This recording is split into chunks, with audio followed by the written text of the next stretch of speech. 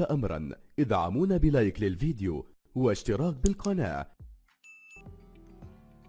سلام متتبعي العزاز، كيف دايرين؟ لاباس عليكم؟ كنتمنى تكونوا في احسن الاحوال.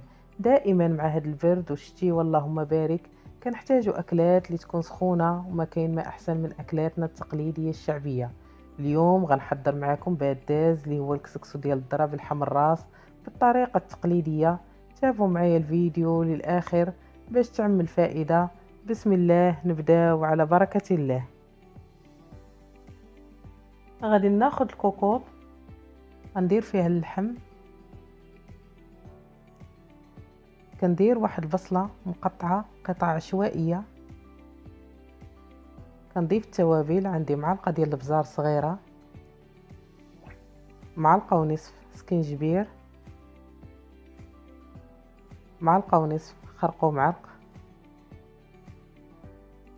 كنضيف الملح حسب الذوق. عندي هنا زيت المائده.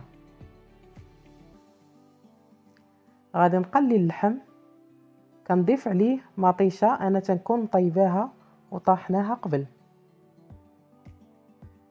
تنزيد الحمص. غادي نمرق ونسد عليه واحد نصف ساعه.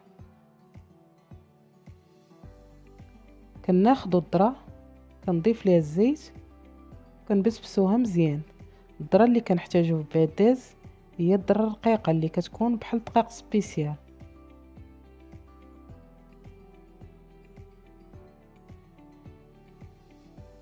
كنضيفو قطرات من الماء، ما نكتروش الماء باش ما تعجنش معانا.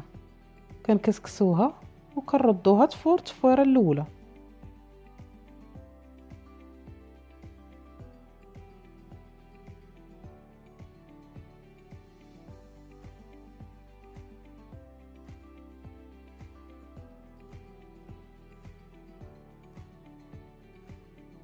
غنضيف ليه الشو ملي اللحم دخلو الطياب.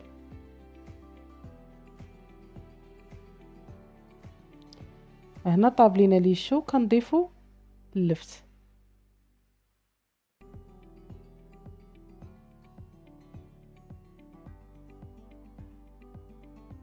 غندوز للتفويره الثانيه. انا كناخد الماء اللي كنكون دايره فيه الزيت والملحه وكنفكو به الذره. ديما نردو البال من الذره، راه كتكون سخونه بزاف.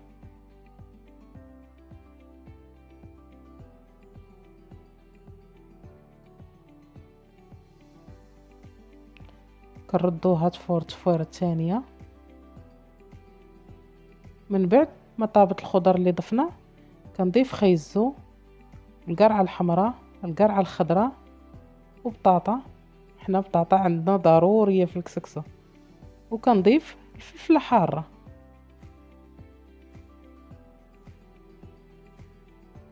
من بعد ما فارت لينا التفويره الثانيه، كندوزو للثالثه. كنزيد الملح وكنعاودها بالماء. كيف تشوفوا راه كتجي محلوله معانا.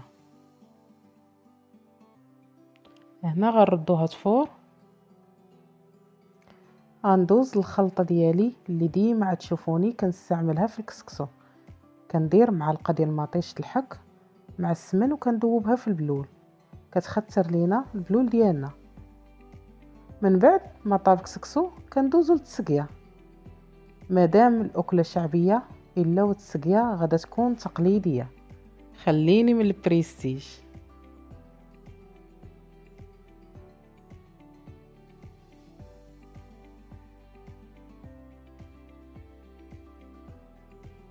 كيف تتشوفوا هذه هي القصريه ديالنا من بعد ما وجدات.